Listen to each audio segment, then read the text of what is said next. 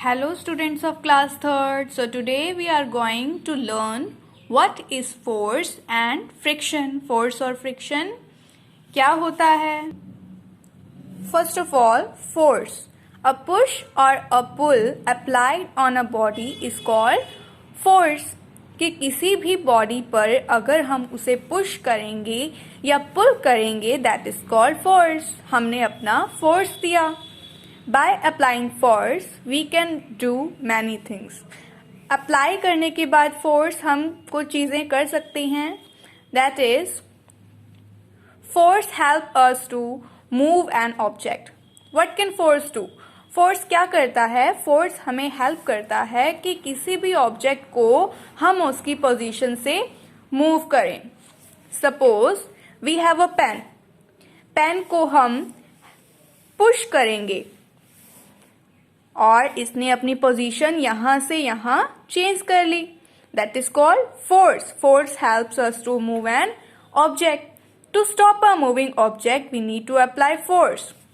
Suppose ये force से आ रहा है, ये पेन आ रहा है मेरी तरफ, मैंने इसे जल्दी से स्टॉप कर दिया. सो इसकी जो मूवमेंट थी मैंने वो स्टॉप की. To stop a moving object we need to apply force. We can change the shape of the object by applying force. कि किसी भी चीज की हम शेप भी चेंज कर सकते हैं फोर्स को अप्लाई करने से.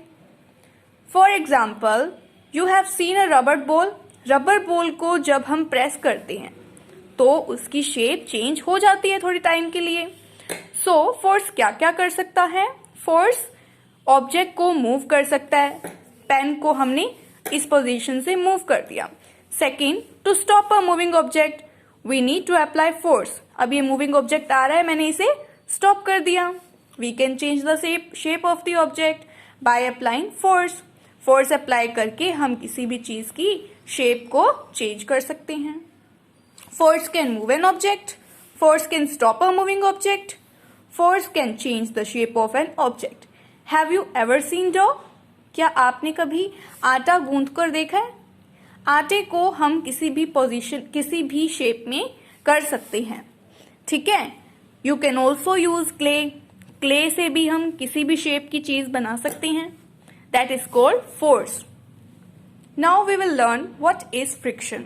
Friction is a type of force that stops a moving object. Friction एक ऐसा टाइप का फोर्स है जो मूविंग ऑब्जेक्ट को स्टॉप करता है, उसे रोक देता है. When a ball rolls on a surface, जब सरफेस पे बॉल रोल करती है, घूमती है, it stops after moving a distance. तो जो बॉल होती है अगर हम उसे छोड़ेंगे सरफेस पे तो वो चलती चलती एक पॉइंट पे रुक जाएगी. It stops after moving a distance even if no external force is applied.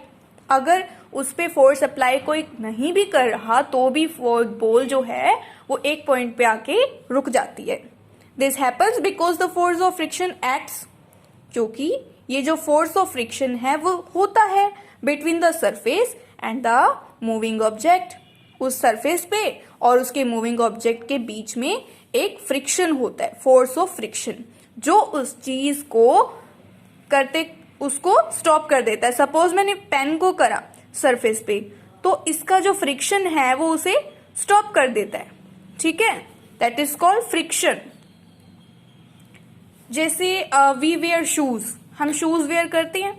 Slippery areas के अंदर हम जो शूज पहनते हैं उसकी मदद से हम फिसलते नहीं हैं. स्लिपरी एरियाज में स्लिप को रोकने के लिए हम जो शूज पहनते हैं उनमें स्पाइक्स लगा होता है. That is used for friction. Now you have learned what is force and friction.